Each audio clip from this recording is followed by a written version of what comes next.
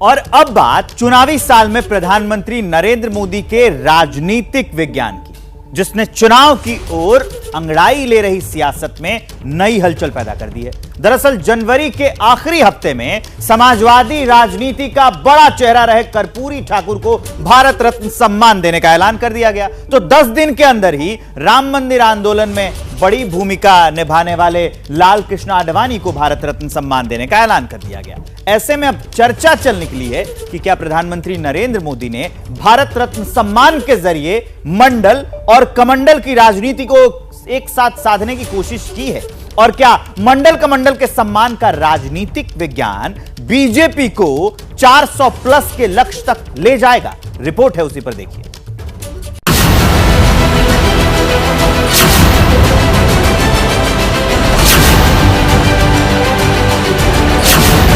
ये सम्मान उस विचारधारा का सम्मान भी है जो सिर्फ और सिर्फ राष्ट्र प्रथम को लेकर के ही चलती है। उनके सिर में आ रही है, उनके स्वागत के लिए आप तैयार रहे, भगवान राम का नाम है।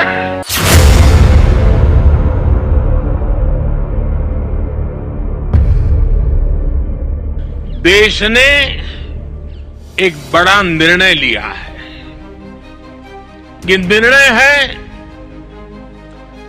जननायक कर्पूरी ठाकुर जी को भारत रत्न देने का।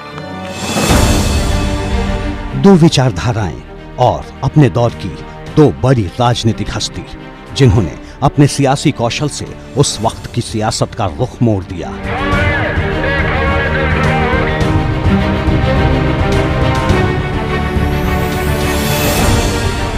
टीवी स्क्रीन पर दिखाई दे रही इन दोनों ही शख्सियतों में एक ही समानता है। दोनों को ही केंद्र सरकार ने भारत रत्न से सम्मानित करने का फैसला किया है। जननायक कर्पूरी ठाकुर जी को सम्मानित किया है।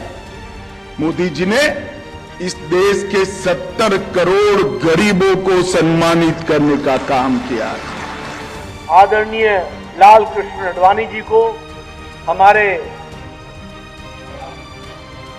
सबसे लोकप्रिय नेता भारत के प्रधानमंत्री श्री नरेंद्र मोदी जी ने भारत रत्न से नवाजा है।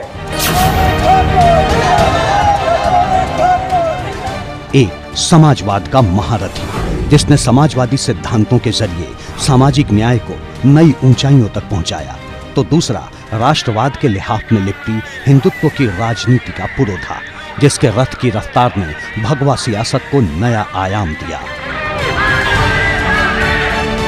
साफ लफ्जों में कहें तो लाल कृष्ण आडवाणी की विचारधारा और कर्पूरी ठाकुर के समाजवादी सिद्धांतों में उत्तरी ध्रुव से दक्षिणी ध्रुव के जितना फासला है।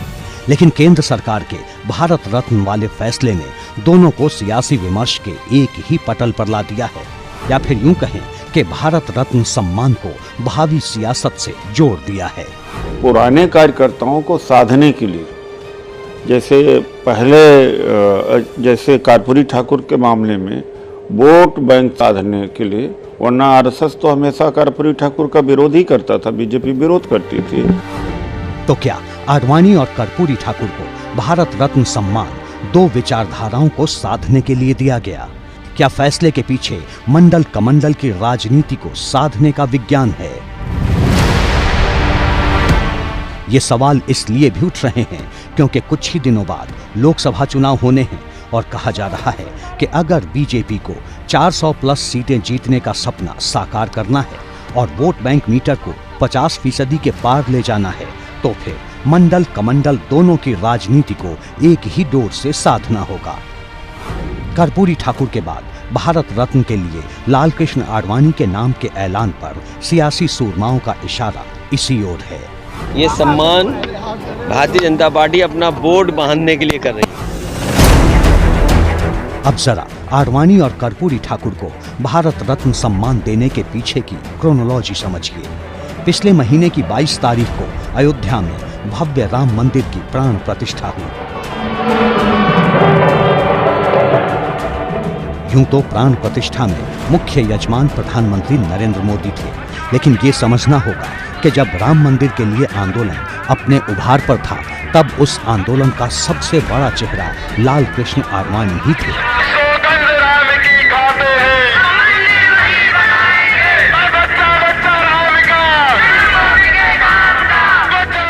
वो लाल कृष्ण आडवाणी ही थे जिन्होंने राम मंदिर के लिए सोमनाथ से अयोध्या तक रथ यात्रा निकाली। विवादित ढांचा ढहाए जाने पर आरोपी बनाए गए।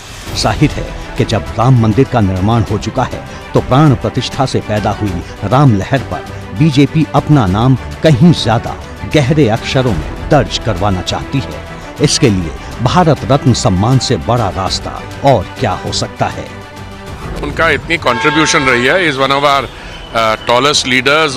भारत रत्न श्री लाल कृष्ण आडवाणी जी को उनके इस आज के उनको जो सम्मानित किया गया है उसके संदर्भ में उनका अभिनंदन करने यहाँ आया था और उनके सम्मान से हमें व्यक्तिगत तौर पर और देश के लाखों करोड़ों लोगों को इससे बहुत आनंद हुआ है और उसी की अभिव्यक्ति करने में उनके पास आया था।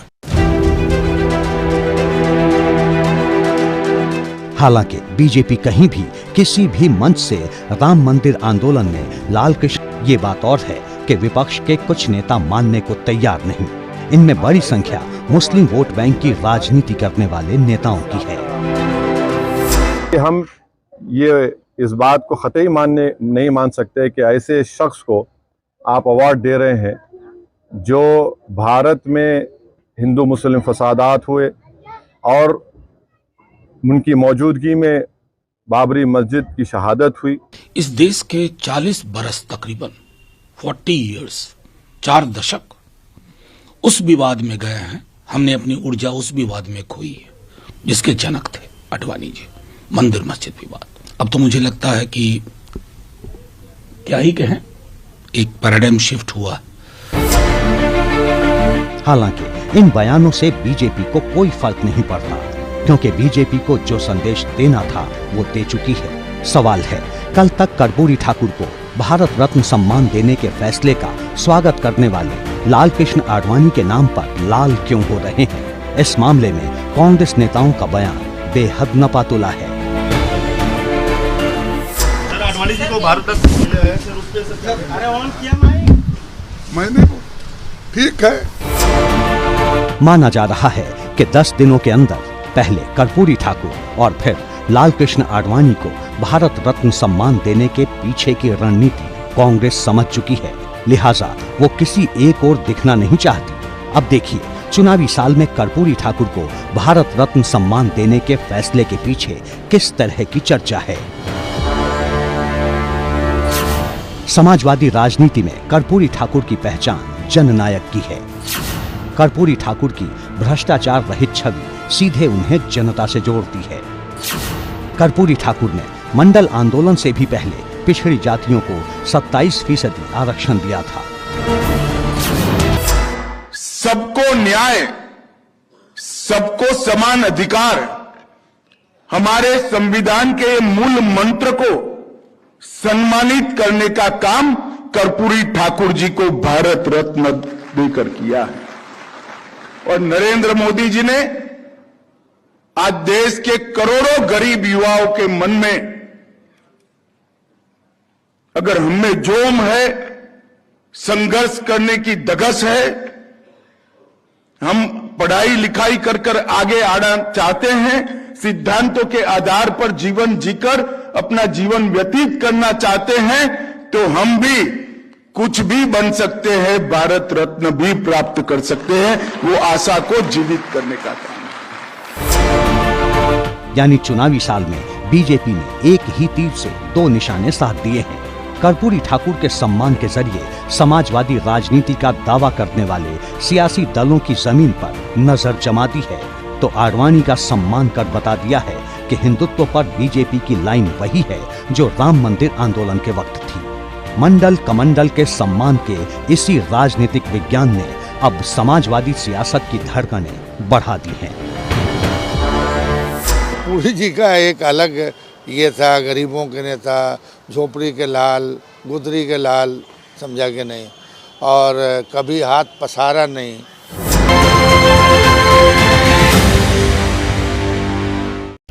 तो पहले कर्पूरी ठाकुर को मिला सम्मान भारत रत्न का और उसके बाद लाल कृष्ण आडवाणी को। तब ऐसे सवाल पैदा